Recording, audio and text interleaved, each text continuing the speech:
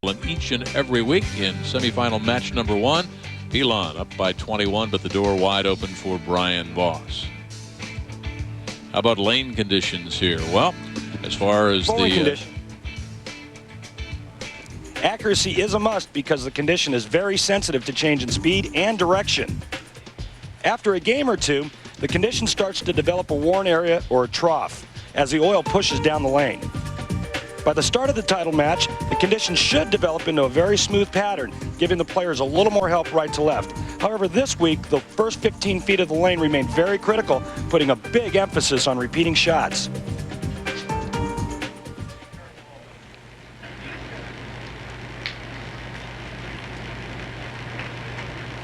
He was in control, but now the door open. Huh? Brian-Voss changed his angle, changed his line, moved his feet 20 boards to the left, his target probably 10 to the left, and started carving on it and opening up the entire lane like Kurt-Pilon and like we saw with Brian Himmler.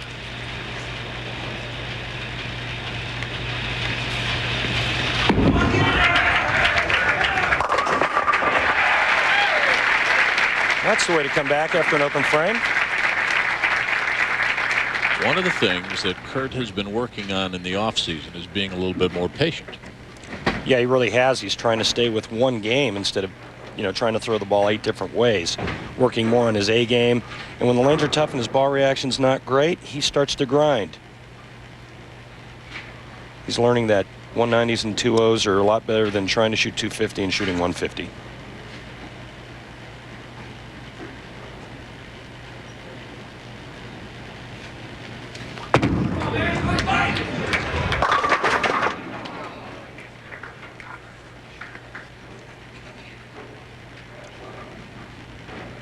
That ball drifting just a shade high.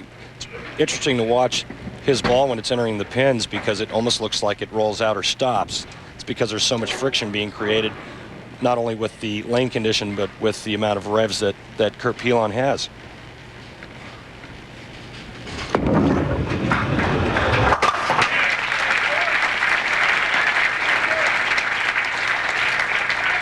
Take a look and see the difference in the way Brian-Voss is playing the right lane. Beginning of the match, he's playing the extreme outside angle, outside the first arrow.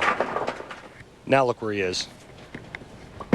20 boards to the left. And all of a sudden, he's back in the match. Standing in front of the ball return. He has to change his approach.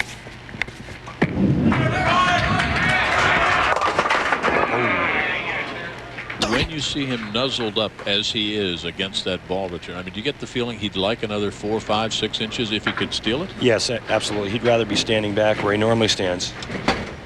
He thought that was a good shot. He thought it was going to hook up and get to the pocket. And quite frankly, he's fortunate that the 10-pin fell. Ball speed obviously is down because he's trying to hook it. And 1/10 of a mile an hour at this distance translates to a great deal of speed. Sure does.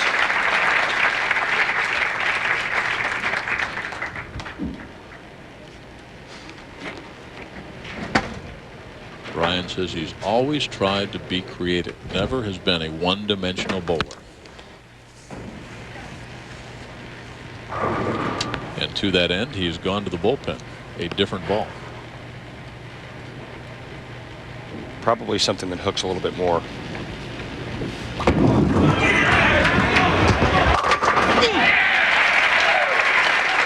You'll never find a bigger competitor than Brian-Voss. He's fighting. He's trying to figure out what he needs to do to get the ball to the 1-3.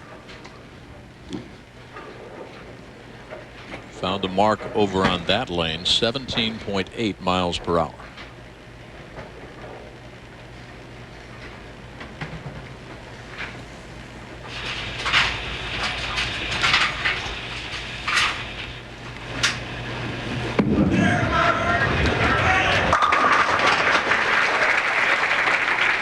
Well, we told you about our Wednesday night baseball. What's going on Tuesday night, right after our live telecast here from the Peoria Open. ESPN's Baseball Tonight coming up next.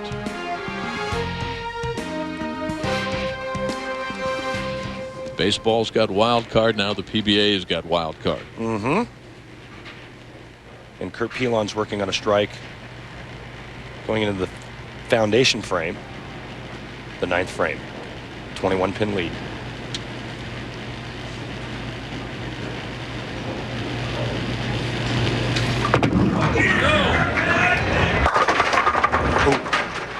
Almost a 4-9, trips the 4 out.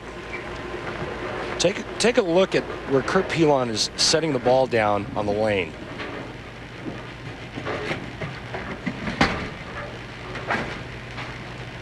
Right over the left gutter cap, or the left gutter. His ball is literally starting on the 3rd or 4th board on the left side of the lane. On that slow-mo, you saw that grimace. I mean, it almost looked painful. Well, when you're crossing that many boards, he's really trying to get on it. He's crowbarring it at the bottom of the swing and creating a lot of hook. During the layoff, Kurt said he almost worked too hard. I mean, he got himself into a little bit of a mental and physical rut, didn't he? Yeah, you know, there are times when you can practice too much, and that's where he found himself. He was just bowling way too much, and then he kind of got into a little rhythm, 3 on, 3 off. You never had that problem? No, never. Bowl, golf, bowl. Bowl, golf, fish. Buffet.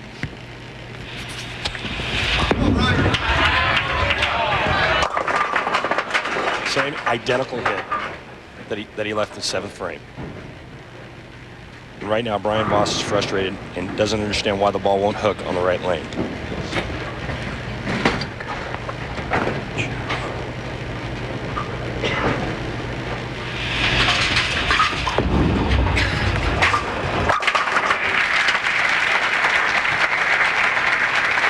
Well, we talked about a field of 139, an engaging field, and some of the amateurs, huh? Well, the sport condition is pretty tough. The amateurs, Doug, averaging 219 in league, only averages 199 in the tournament. Bob Baker, 187, 13 pins shy of his league average, and Ken Combs, 24 pins. So it's a condition that they don't see a whole lot of. Brian down by 27.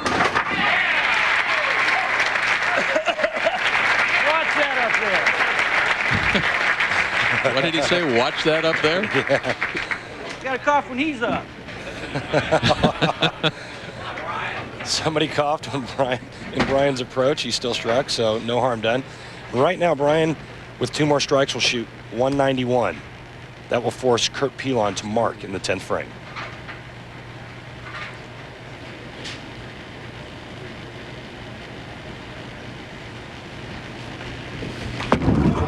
Talked about him missing the TV show by 30 pins in Japan. He was joking with us last night. He said he has probably finished 8th through 12th more times than anybody, and it's starting to eat him alive, huh? Yeah. It gets a little frustrating after a while. And right now, he's not going to be Kurt-Pilon either. Kurt-Pilon is, look at this, left-handed Brian-Voss. Yeah, 2-8-10.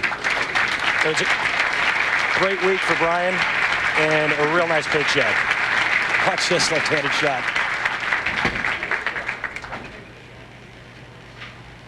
And the reason?